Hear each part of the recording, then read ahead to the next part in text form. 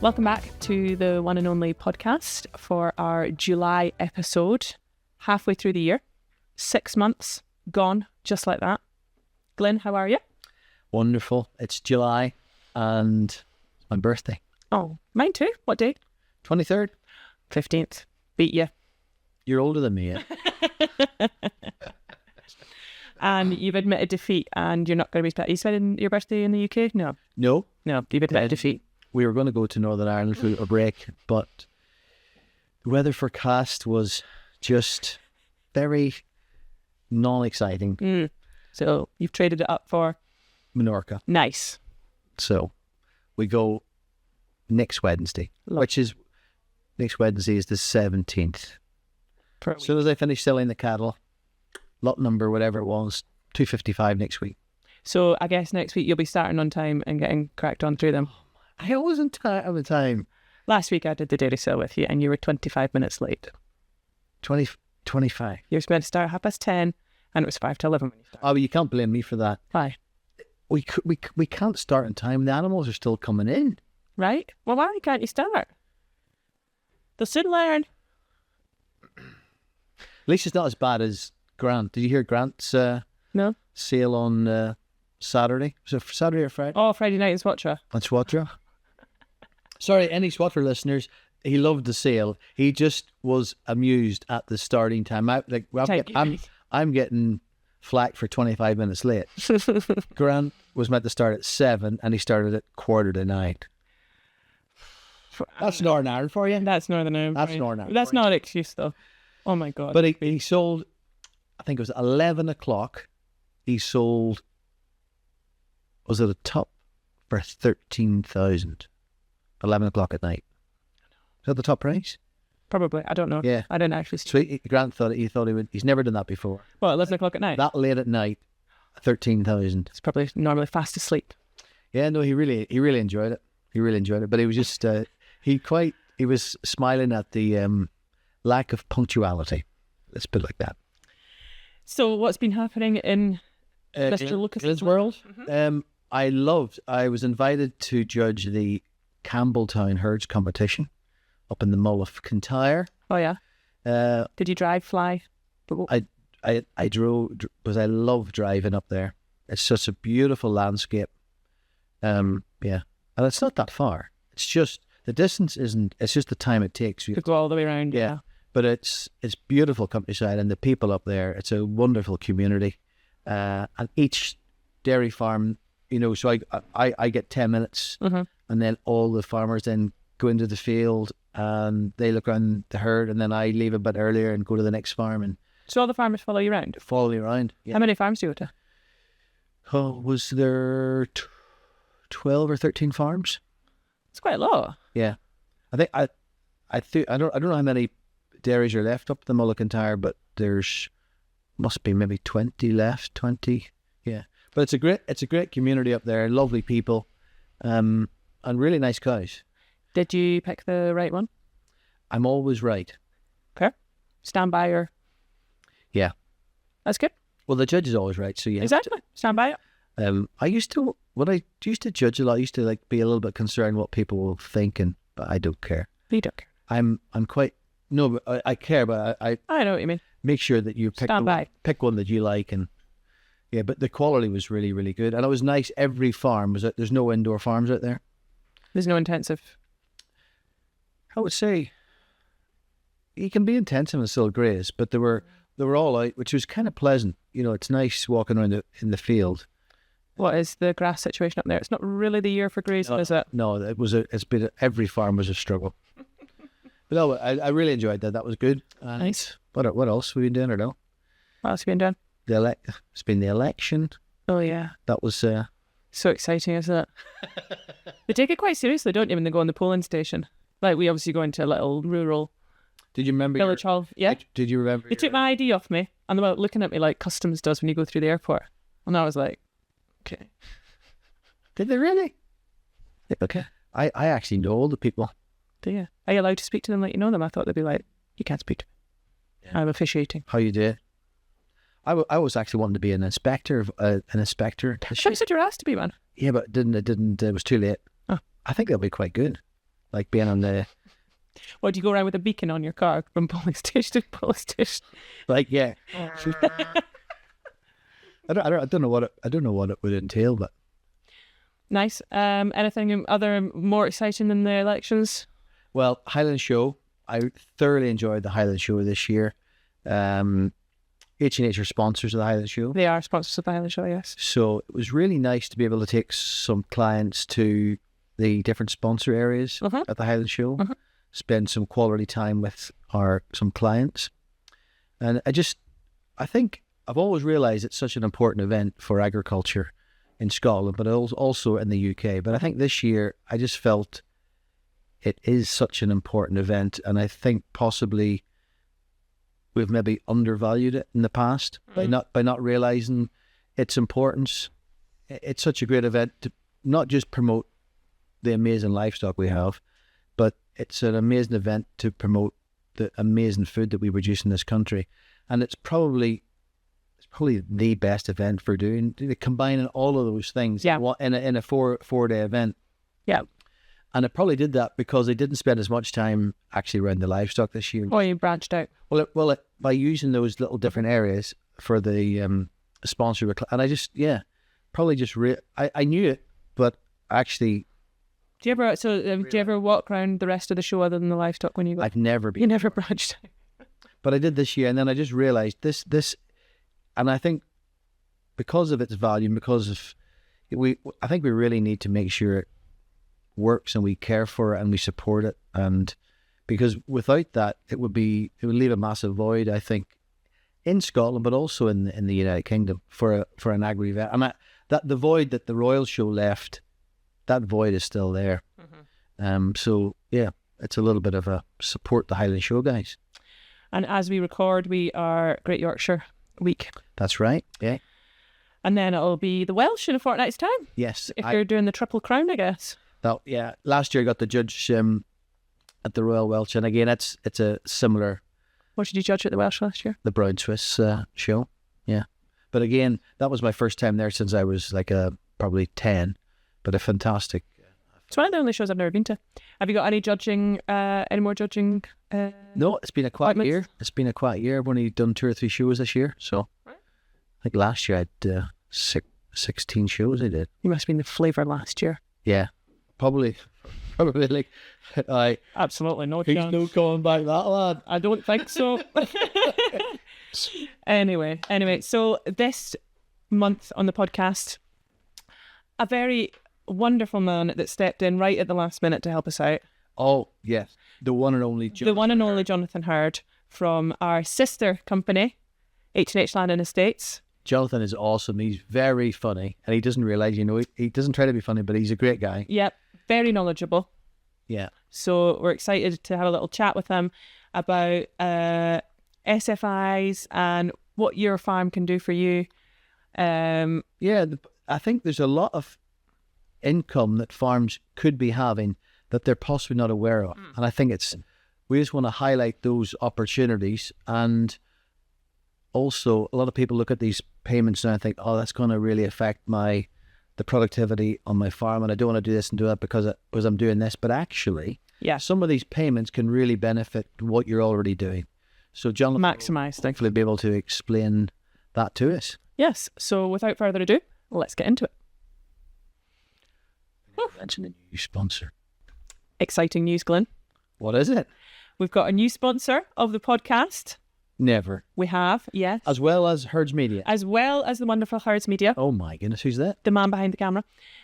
We have Finance for Farms. Oh. Yes. You never told me that. So Charlie and Jack. Charlie and Jack have decided to come on board with our podcast.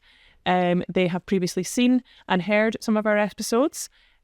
So if you don't know what Finance for Farms are, you are more than aware of it, Glyn. But for those that don't, Finance for Farms are agricultural providers who will provide finance for all varieties of aspects of farming. So from livestock, machinery, anything business related, energy, vehicles, all that type of stuff.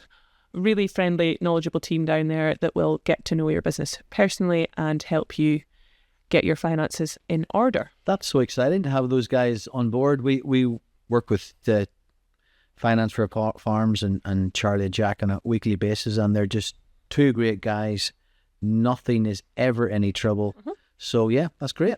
Yep. So thank you very much to Finance for Farms. You make this wonderful podcast happen and continue to grow in the way it is.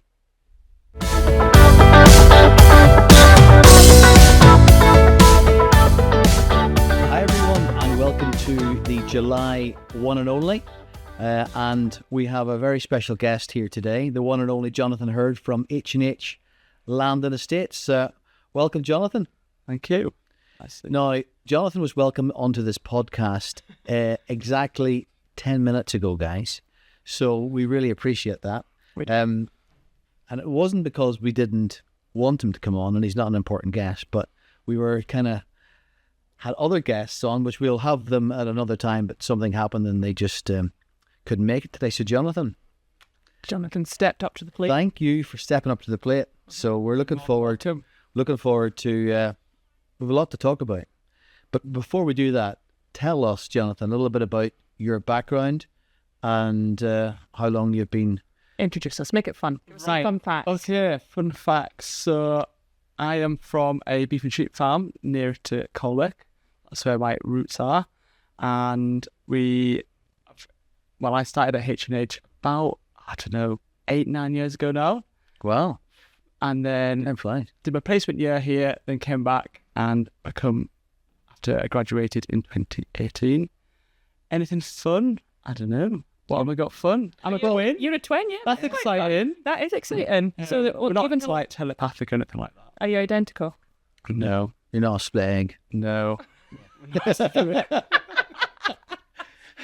Well, Everything has to be related to cows, doesn't it? no, it's not cows, but the split egg is the identical. So if you're not identical, it's two eggs if you're not. Two eggs, yeah. So it's We'll take that image away from Jonathan's mother. I have asked her, was she happy to have twins? And she never answered. So, Yeah, have you got any other brothers and sisters? no. So it's just, Yes, there's two. yeah. were you the first to That was true. I was the first. Oh yeah. Oh, right, okay. So you inherit everything. Okay. Okay, any other fun facts that we should know? Come on, you must do The brownies were like we talked a little bit about the brownies, but my failure with my brownies at the Cumberland. Yeah, you had more success. But you They weren't a failure though, because they were very tasty. yeah, but you have been a successful brownie maker. Yeah, I got them entered in. That was the kid. But, Did you not? What did you get a prize with your eggs? eggs? Yes. Yes. I got 10 lovely girls. Was this the Cumberland show? You entered the. I did my eggs. Oh wow, well done. I didn't know that. What kind of girls? Just Come on. hens at Warren Brown, I think. I don't know. I won them in a raffle. What, the chickens? Yeah. And do they lay brown chickens that lay brown eggs? Just like beige. Oh, quite clever. So, yeah. So that was that. I sell the eggs as well. Do you? I don't know. I don't tell the tax. An honesty box. Don't tell the taxpayer. Gonna report you. Yeah. I got 10. It just seems The cash I get off there is unreal. So, those girls are really working for you. yeah. So Good. Any other parts? You have a lovely wife at home as well. I do, You gonna yeah. give her a mention or? yeah, Emma. You're gonna remain mysterious. Sorry, girls, I'm not single. Taken. So yeah, she's a teacher. So and yeah, she's very happily married. I hope. So she says. Coming to 1 year anniversary. Oh well done. Well done. Congrats. You're a July wedding? August. August wedding? August. Ah, we were August the 10th. I was going to say 6th. I think it's the 10th. Definitely 10. Yeah, we're 20 years this year. Does Hazel listen? No. But you know what? Who does listen? Isaac's friends. And like, That's so nice. it's so funny. I jumped on there. They were playing FIFA the other night. Like, Yeah. We're not. yeah. Well, so I was jumping on this little game with these guys, and they were, I like your podcast, Mr. Lucas. Mr. Lucas. And I don't like Mr. Lucas either. Are you the Victorian type? Because so I was, really, you guys listen to the podcast? But anyway, That's the way it is. That's nice. Big fans then. Yeah. Fans. Anyway, And one of them is doing their school project on the one and only. no, they're not. Seriously. Oh my God. Seriously. Wow. We are about to take over the world. Oh, anyway, First stop Let's and an academy. let's get back to what we want to talk about, John, at short notice. But I know you don't need any time to prepare because you have it all in your massive skull. Yeah. Single farm payments, Jonathan, are being phased out. Farm incomes, or people are looking at that and from a sort of a concerned view, but there is other options out there, and I want to get that across to people that these options are possibly even better than what's been there in the past. So let's talk a little bit about SFIs and maybe tell everybody what they are, and also maybe we'd like to discuss a few scenarios how they would, in real terms, have a meaningful impact on certain types of farms. Yeah. What's in and what's out? Yes. What's out? So this SFI is known as a Sustainable Farming Incentive. It started, it's been open for applications now, at this current date is paused for new applications, but it's due to open at the end of this month. Yeah. Again, when it reopens, there's going to be a lot more options available. So there's even more choice out there to see what can work with your current system. Yeah. When I'm looking at a farm which could work with an SFI, it's really important to consider what the current system is. You don't want to do something which is going to have such an impact where you can't Restrictive. where you can restrict your silage ground, for example, or you restrict what crops you put in. You want to try and make it work, and the ideal one is where you get paid for what you are already doing. So, which is sort of similar to the BPS payment in a way, is where you got paid for farming land. So that is going to get phased out, and I feel like I'm seeing an impact of that now, of those more marginalised farms, which don't have a lot of acres behind them, but they've got quite a large number of stock potentially. They've got quite high input costs, and that BPS was there as a backup. And would you say those farms that you're seeing, are they more like a hill type farm or less favoured area farm? Yeah, less favoured area. So they're slightly more marginalised ground, but that BPS was there to prop them up. Yeah. And hopefully in the way this SFI will there to help provide additional support for their income. For their income. So there are a lot more. When it came out in September, there was a total of 21 options. Majority of them were arable, some were from moorland. So there's only a short number suitable for grassland farms. But now there's going to be, when it comes out at the end of this month, there's going to be a lot more out there. And have you seen that paper already? Have you seen the changes? Yeah. So I've got it down here actually. This is the the Bible. My God. So we've actually have two between the office to share at the moment because the amount of paper. So that's quite a bit. There's no. That's all the options. That is all the options in there, and it's got it. And when you say the options, Jonathan, I noticed when last year's one came out, there were, I don't know how to put this. They were guidelines, possibly, rather than like a strict format. How just, I know different people have taken up the SFIs and done on the same option, but I've done it in a slightly different way. So is it still a little bit like that with guidelines and suggestions rather than black and white? That's exactly right. Yeah. So previously you would have the countryside stewardship mid-tier, which was governed by the EU regulations, and it had a very specific guidelines, which is quite stringent. Yeah. With the SFI, it has what's called an action aim, so the aim of that option, and basically it says the majority of the cases it is up to you how you deliver this action, as long as you deliver it in a way which is going to reasonably achieve this action's aims. So it is very vague. They do provide voluntary guidance for some of the options. Again, that is voluntary, but it is important to highlight, even though it is just a guideline, if you are entering into that scheme, you've got to try and at least deliver it instead of doing a lackluster approach. And do you think these focused on continually to have a good food production in this, like a really robust food production policy? Or are they more focused on providing income for farmers? What's the objective of this? Or that's maybe not that clear. Well, no, not really. But it is an environmental scheme, Yes. so it has to have its benefits to the environment, water, and air. When it first came out, there was there's payments for nectar flower mix, for example, and some people could put swathes of land into this option, which is taking land out of production. They have capped that at 25% of the land area now. So, because they were realising that there were probably large areas of land which could be taken out of agricultural production to be put into this wildflower nectar flower mix. So they sort of have acted upon that. We've got lots of honey for our breakfast, eh? Yeah, the bees are loving it. Bees are going wild. So, but yeah, it's not food. The SFI is, in all honesty, not food production driven. Focused, yeah. But there are other grants out there which would look to try and improve productivity.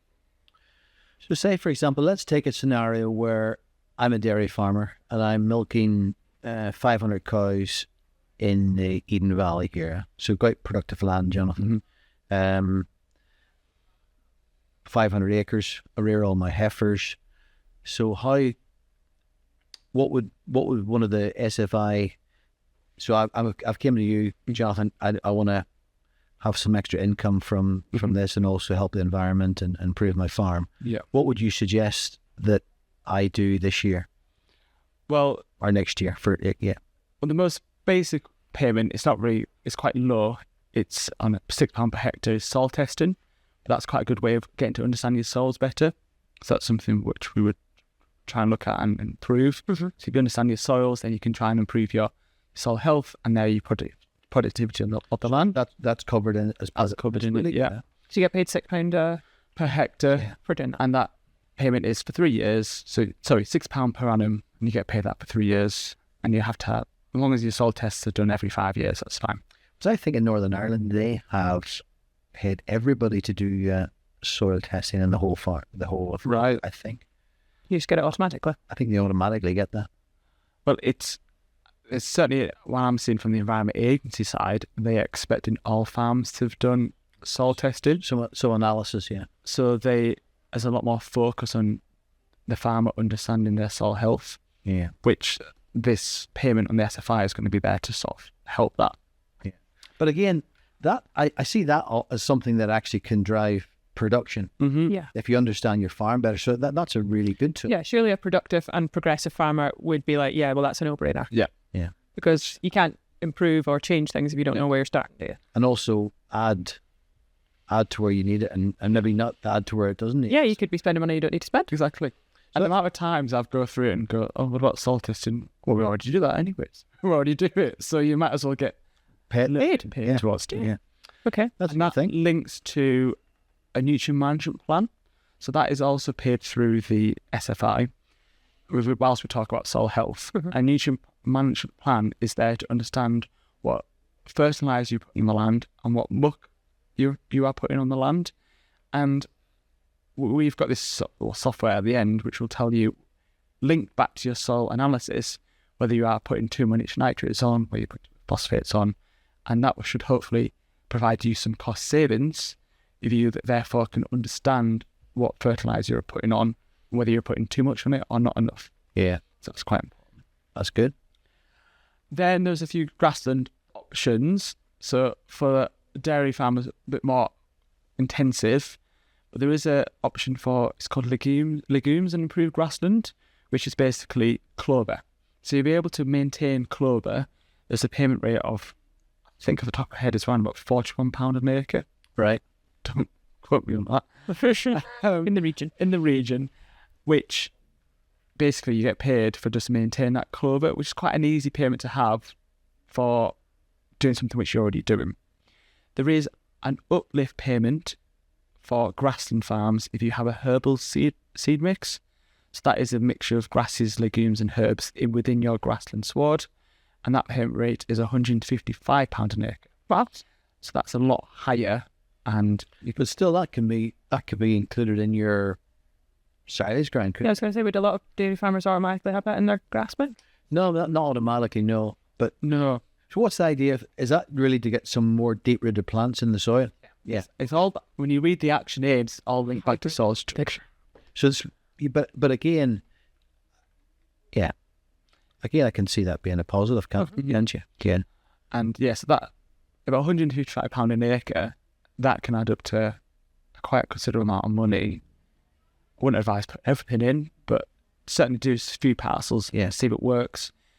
And one of the benefits of the SFI is that you can review it annually. So you could put a few fields in, see how it works, and think, actually, in a year's time, I want to add more in because it's worked quite well for me. So, and it'll probably make. I think that'll make great silage if you're putting it in the pit.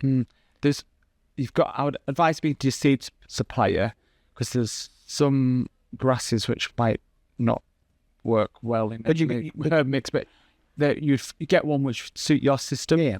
So. Yeah.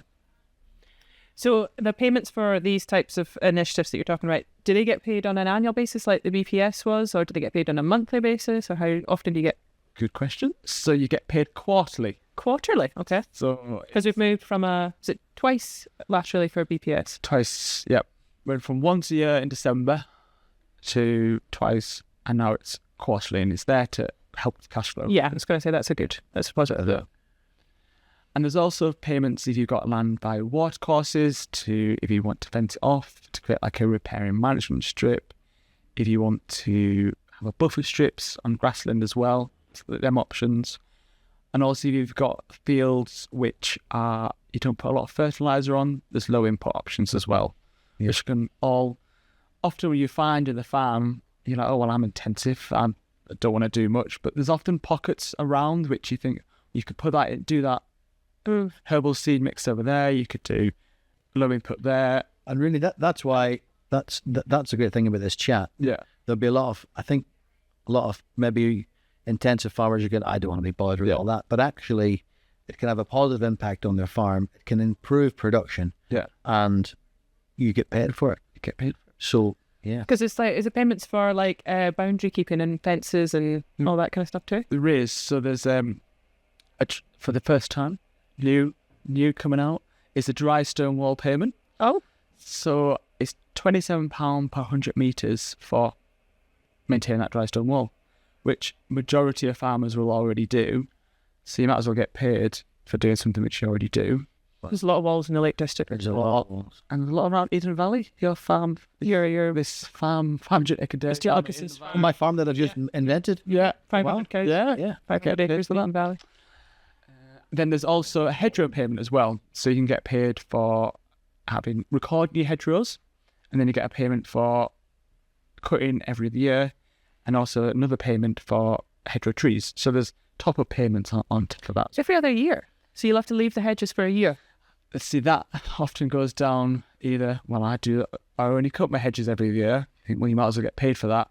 Or people go, oh, I have to cut my hedges every year. And yeah, I also understand, because my uncle cuts hedges and he goes, I mean, hates it when people don't cut them every year. I think it does look a lot tidier as well, doesn't it? I mean, I know we're all into this rewilding and... What? You said we're not all into No, but everyone, if you look around, we were just saying this when we were driving. We're not all. It's a lot. No, but when we were...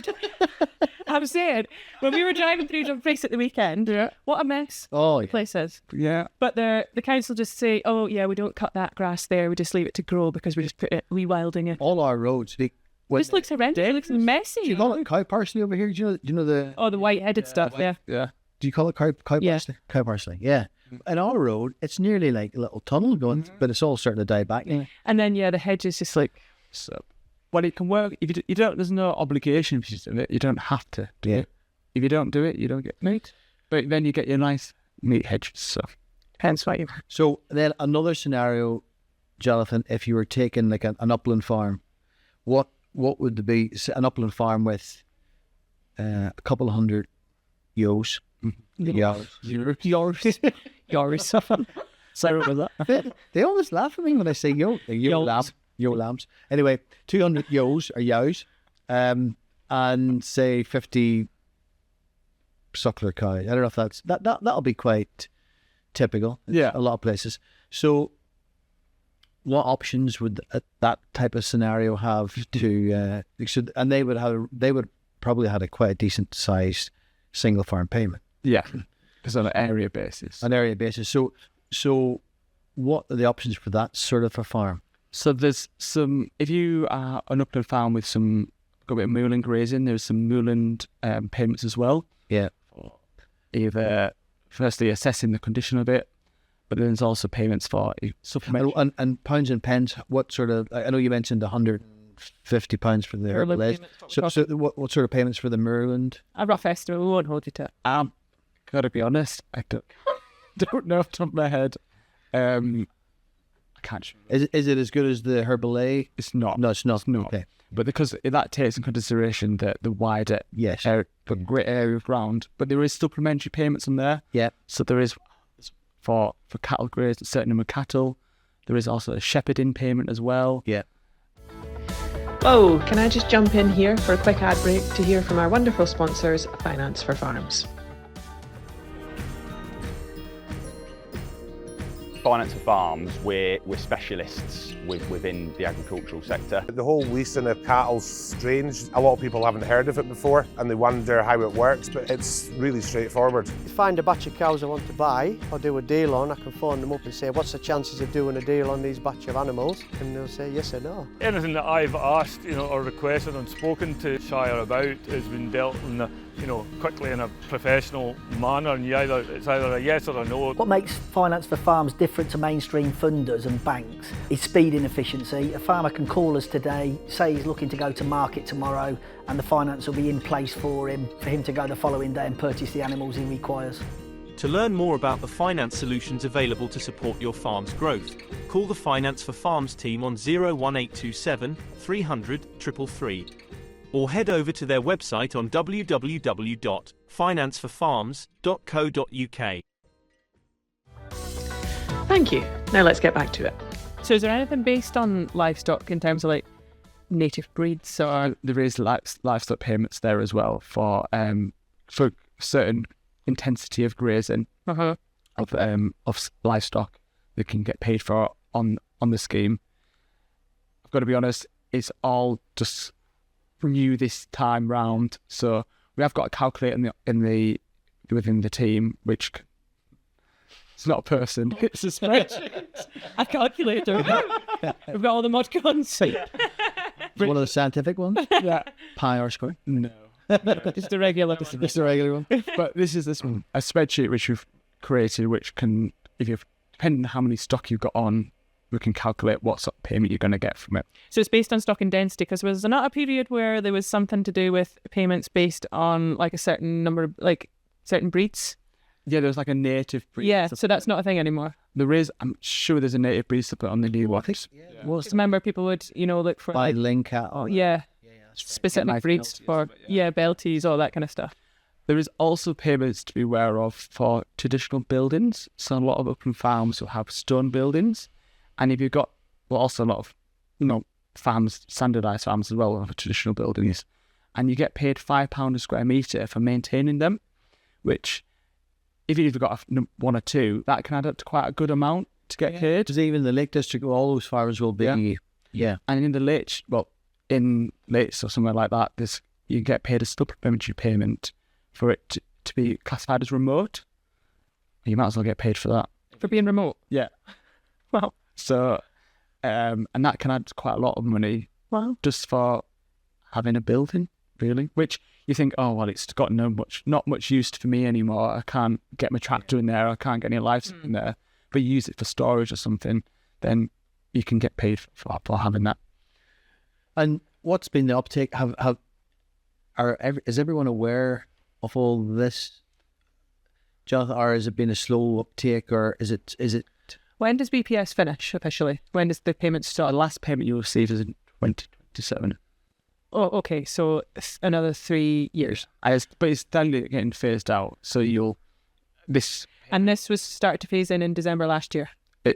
When did it start? was it not 2022? I think it started phased out. So there's a 5-year phasing in period. Oh, it's quite a lot. I can't just remember. I know we're jumping to a slightly different subject, but I know what you mentioned about phasing out 2027.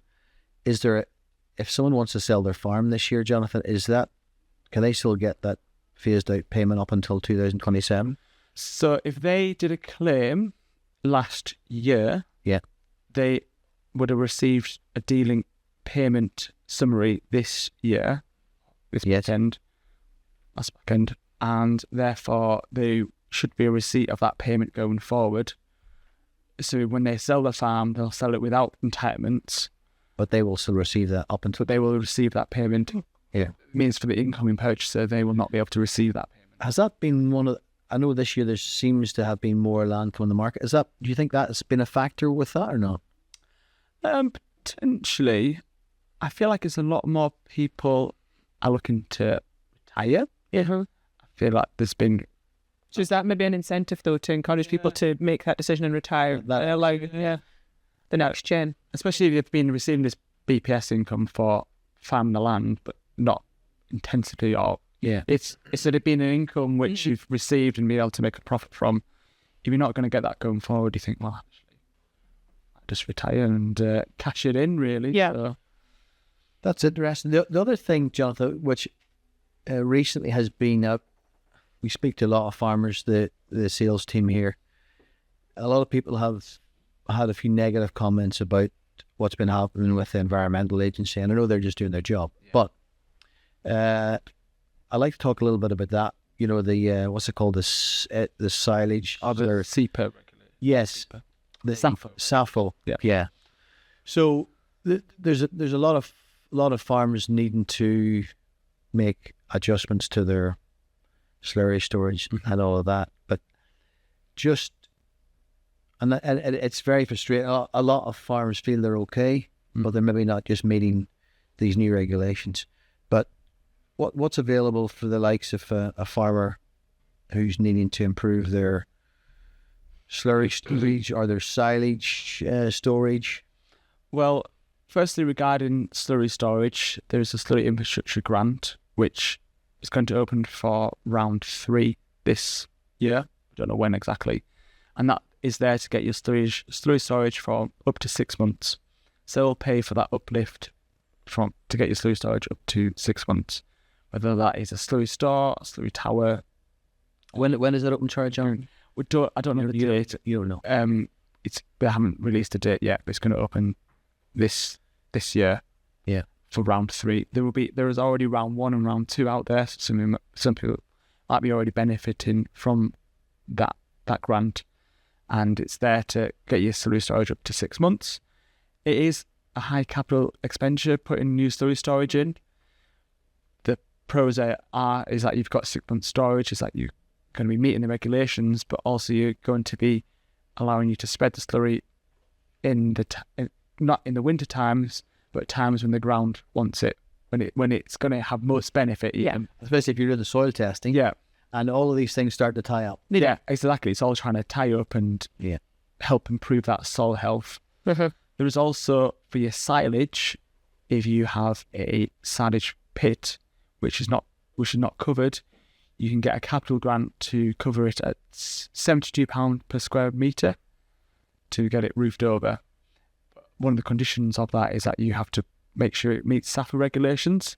So SAFA regulations basically means that it has to have impermeable concrete walls and has to have a perimeter ring or perimeter drain even around the outside of the silage pit so that it catches any effluent.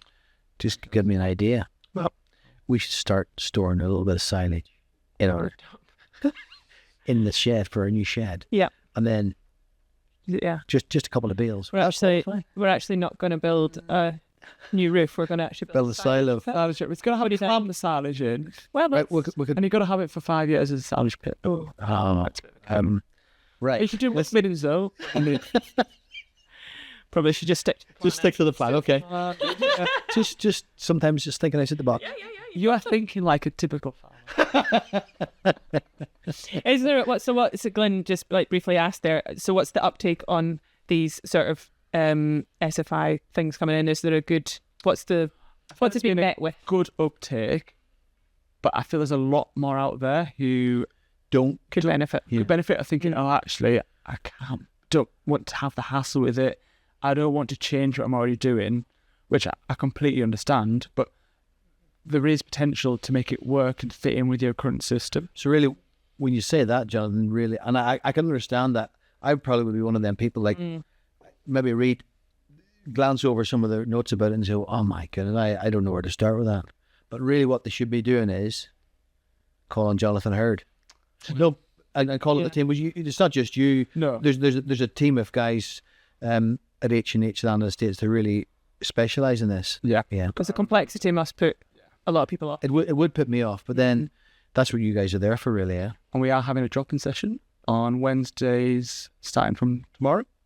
Wednesday, where? We're in the auction. In the auction? Whereabouts? In the concourse. In the middle of the concourse? You almost thought this podcast was planned. Why haven't you told us this? Yes. I'm telling you now. Right. There we go. Right, so as of tomorrow, every Wednesday? Yeah. Or is it every other Wednesday? Or Every Wednesday. every Wednesday, A you'll different member of the team will be in the concourse, and you can come and ask all the questions. Can we put that in our catalogues? Because Absolutely. I think that's the plan. yeah, good. Because that's really good. Yeah. So they can come and chat to you, ask any questions, find out maybe what's available to them, and then maybe pick up actually understand you it guys and more detail, and then if you want to go ahead with it, we can go out and have it. What do you say, Laura? In the notes you put in Jonathan's details. Jonathan's direct line. Yeah. You'd be bombarded. Yeah. There are other members of the team as well. Please, John, send them all to me. What other members of the team? Come on, name them. So we've Based in Carlisle, you've got yourself. we've got my colleague John Wiggum. Yeah. We've got Hannah Peel. Mm-hmm. We have got Thomas Armstrong. Yep. Abby Gate. Alice Fawcett. Jake Moscrop. David Morley. Nick Mullins. Anyone else? It's got to be awkward if you've missed someone. Esme Jackson just joined us. Anyone else? That's quite a good group. I'm under pressure now. Haven't I got any? I'm trying to go. I did it around the office. I did going through the desks. Yeah. Think you've background, have you? I hope there's not a poor soul you've left out. So that's in Carlisle, and you have offices as well that would do the same thing in Durham as Kendall. Kendall. Perfect. So that covers the north and That's correct. south of the region. I find that very, very interesting, and that it's. That's good that you're coming to the concourse as well, because it allows. We're not a million miles away. We are just down. Yeah, but you know what? Good people. Yeah, that's really good. Okay, so Is there anything else you want to mention, Jonathan, that I think that farmers maybe aren't fully aware of that's coming in with regards to legislation or policy or payments that could benefit them? Well, we've covered the SFR, which is a really important one to understand at the moment. We've briefly touched on the Slurry Infrastructure Grant, which is going to come out for round 3. There is also the capital grant, which I briefly mentioned in regards to the roofing, the silage pit. But also on the capital grant, you can get boundary fencing. If you've got a hedgerow, you can get fencing against a hedgerow, or you can also get planting for new hedgerows and fencing against that hedgerow, and hedgerow laying, cap it up, and dry stone wall, repair as well. So there's quite a lot of capital grants you can get towards doing all that, doing boundary improvements of the farm, but also improvements with regards to the infrastructure, whether that's your silage pit, your muck midding, concrete in, downspouts, gutters. There's quite a bit you can benefit from. Possibly the way I look at it, it's maybe possibly better than the single farm payment was just this payment that kept people farming in their slippers. This. No, but this possibly is you're going to have to actually do something here to get, and that's possibly a better way. And it sounds to me, it's not a case of jumping through hoops for the sake of it. I don't know what your humble opinion is on it. Do you think it's what they're setting now going forward is actually moving towards the right direction of encouraging people to be more productive and more environmental and sustainably focused? If you stand back and look at it, as we've sort of briefed on, you sort of understand that there's wanting to understand your soils a lot more. You want to improve the water quality. I want to try and improve air quality. And all these sort of grants and environmental funding is there to try and improve that. And if we can sort of improve the water quality at least, or the soils, farmers might get less stick about. Well, no, but again, those things then drive productivity. Yeah. Absolutely. So, and it always sort of, okay. What about the big C word though? Does that ever get mentioned? The carbon situation. Do you do anything with carbon in land and estates? Is that that's obviously a hot topic on? Yeah, so we are more focused down towards the biodiversity net gain route. We've got our environmental team who can look at the BNG route, which is going to cause. So what? Explain to me what that is. So BNG. Because that sounds like the BFG to me. That's what it makes me think of. I think what I said. When I said it, I was like, that does sound like CFG. So that is for basically any planning for any new building which is going to go in a greenfield site, so which is not either hardcore or concrete at the moment. You're going to, if it's green or got some habitat on, that's going to result in a loss of biodiversity. Right. So any building going forward, even if it's a shed on a farm, you're going to have to offset that biodiversity through BNG. And even... Sorry, go ahead. No. Finish that, yeah. So it's going to cause a lot of headache and honesty for the planning side.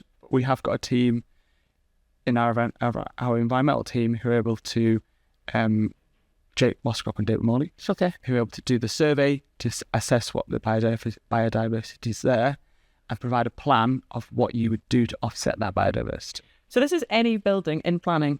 In England. In England? Yeah. Has to offset its... So whether you're building a new office in a greenfield site in the middle of Manchester, or if you're building a cowshed in the middle of the Lake District. Yeah. So the one thing that happened last week, did you notice? A lot happened last week. There was a new government. Was there? Yeah.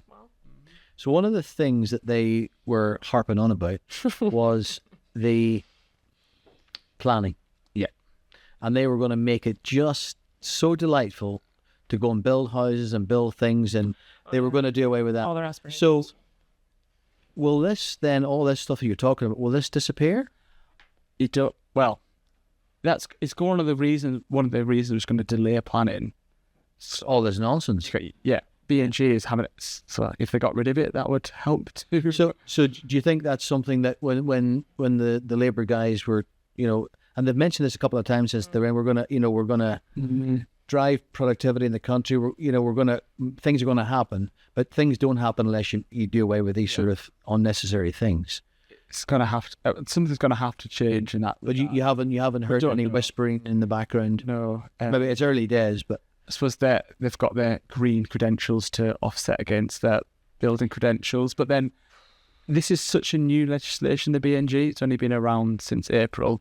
So, but they have a majority of 10 million.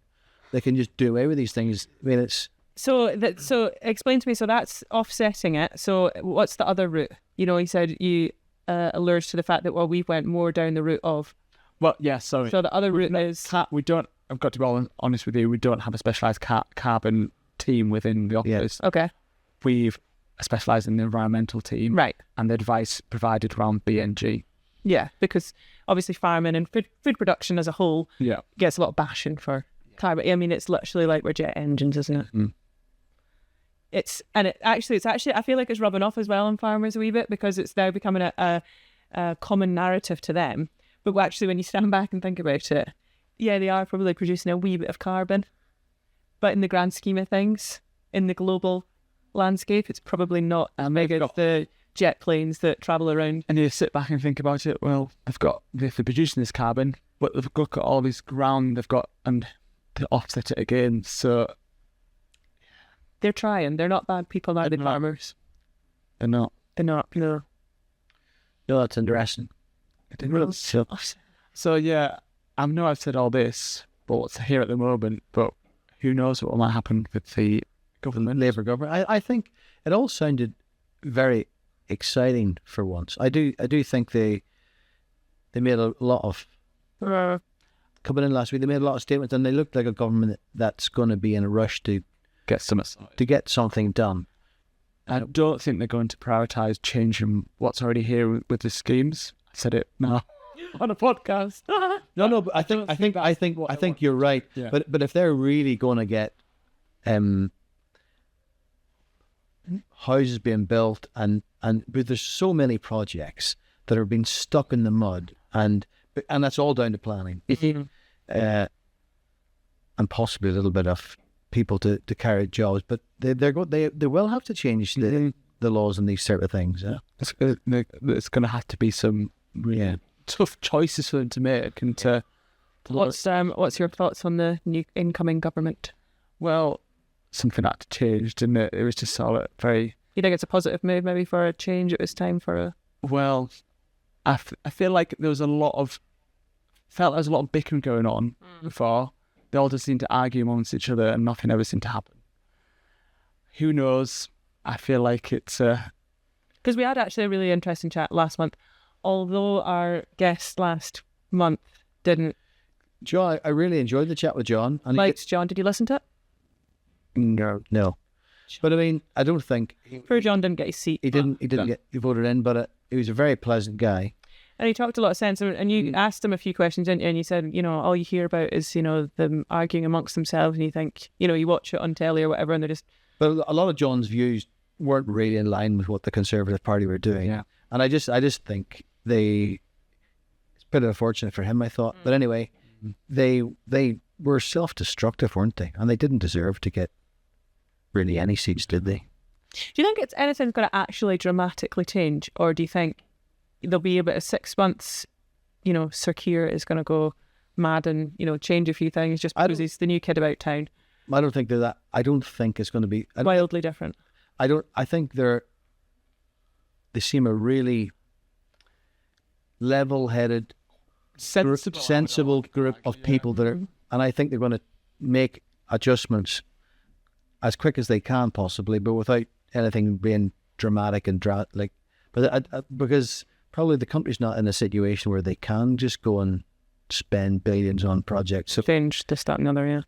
But a lot of the cabinet seem really... I quite liked his appointment of the guy Timpson, the guy who runs the shoe shop and the key cutting guy. What he's elected him as what? He's not an MP, but he's been appointed to prisons and...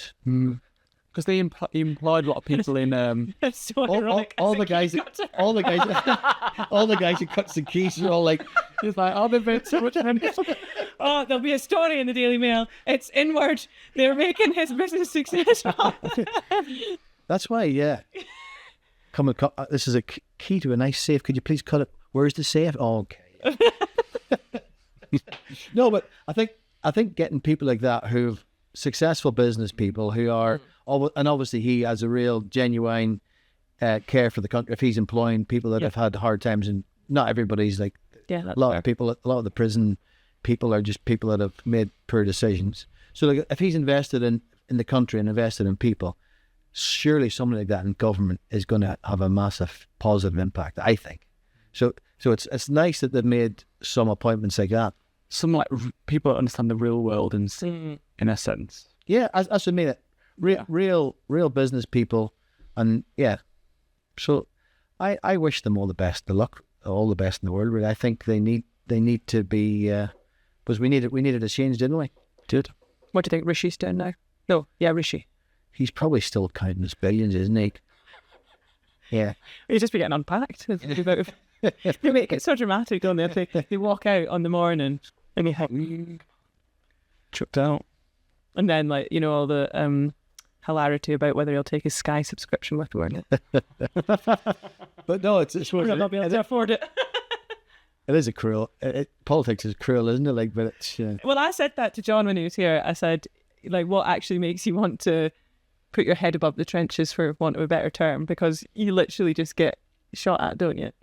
And he said he really believes in the economy, didn't he? He said he really believes in trying to make business better than what drives the country and things. So hopefully we've got a decent bunch of people there. Yeah. I laughed. I don't watch the news. I'm not a big current affairs person, but I do. When the election comes along, I really get invested into it. I laughed. I was watching after the polls closed and they started the election program, the exit poll come up.